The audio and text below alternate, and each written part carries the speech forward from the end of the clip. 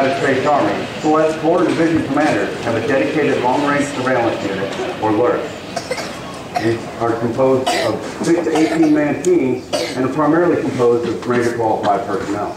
The primary mission of LRS is to gather intelligence on enemy personnel and equipment and report this information directly to Corps Division G2s, thus enabling the commander to better utilize his assets to defeat the enemy on the battlefield.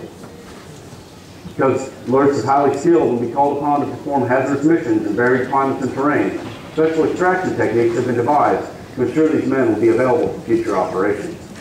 One of these extraction techniques is the use of a spies rig in a helicopter. The spies rig consists of a 2-in-1 type non-braided rope, 1 inch in diameter and 150 feet in length. The men on the ground, the men being attached to the rope, will also wear a harness.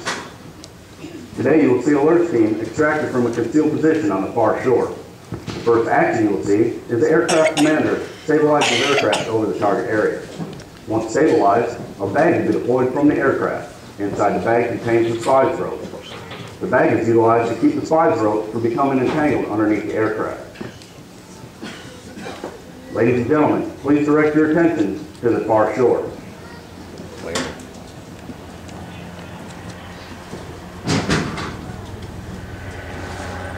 You're coming in again.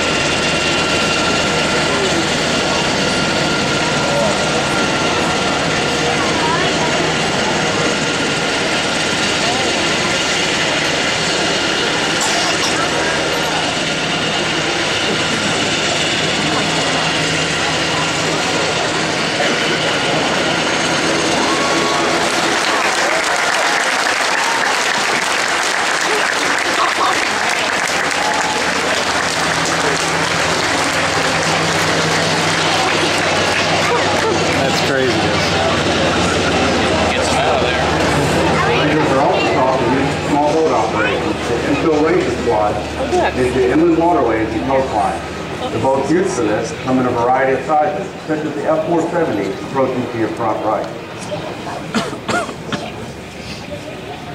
This boat is capable of carrying 10 combat-equipped Rangers.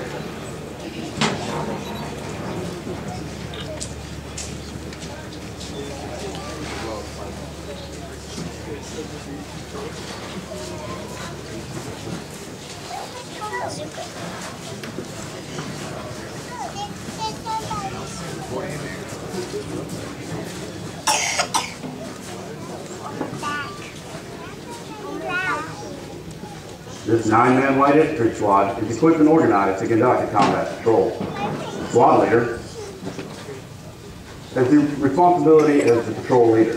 He is armed with the M4 carbine, which is a variation of the M16 with a shorter barrel and collapsible buttstock. The two team leaders, the Alpha and Bravo team leaders, are responsible for their respective teams. They are armed with the M4 carbine. And the Bravo team leader has the additional responsibility as the assistant patrol leader. Each team leader has additional equipment of a pair of 322 binoculars. The automatic riflemen are armed with the M249 squad automatic weapon.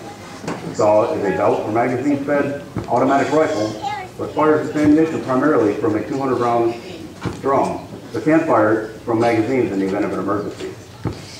The Grenadiers are armed with the M203 grenade launcher.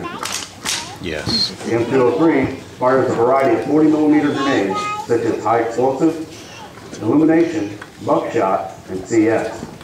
The grenades are carried in a vest capable of holding 24 rounds. And lastly, the riflemen. Both riflemen are armed with the M4 carbine, and one rifleman has the additional responsibility as a SWAT RTO or radio telephone operator.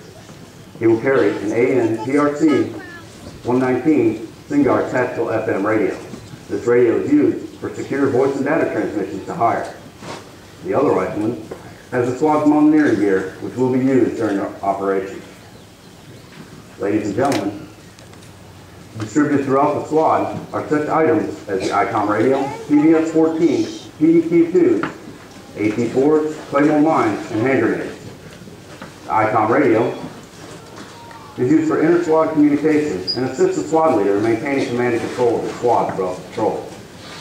The PVS-14s are singular night vision devices used for close-in viewing during the hours of limited visibility. The PEQ-2 is a target designator, and it's capable of designating targets up to 400 meters during the hours of limited visibility with the use of a night vision device. 136 AT-4 is a shoulder-fired anti-armor missile encased in a disposable fiberglass tube and can penetrate up to 14 inches of armor.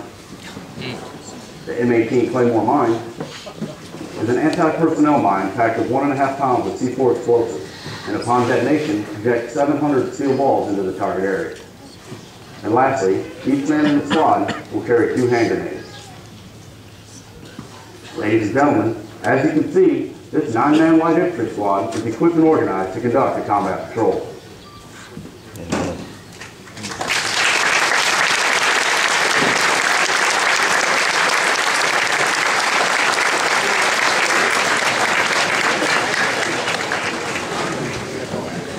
Throughout the Ranger course, the students are required to complete several competence tests. Of these tests is the suspension and traverse, which was demonstrated for you earlier. Today, Sergeant Lewis is going to demonstrate the log walk rope drop. It is also a requirement that before any student conducts these tests, a Ranger qualified person will demonstrate them for us. He will climb the vertical ladder and negotiate a horizontal log with step obstacle in the middle. Once on the far side, he will mount the rope and using the commando crawl, make his way to the Ranger tab. Once he reaches the Ranger tab, he will hang free and request permission to drop some 40 feet into the water below.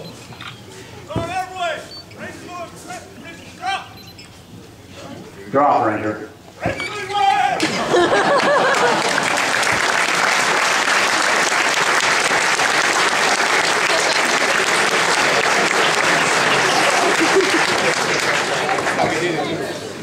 Small boat operations are not the only type of water insertion the Rangers are taught.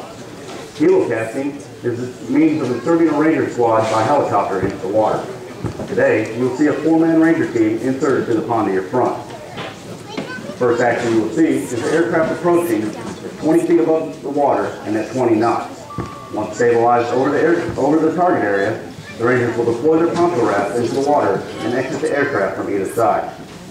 To construct a poncho raft, the Rangers will lay out a standard issue poncho on the ground and place their rucksacks and equipment inside. All their equipment will be additionally waterproof to aid in the flotation of the poncho raft.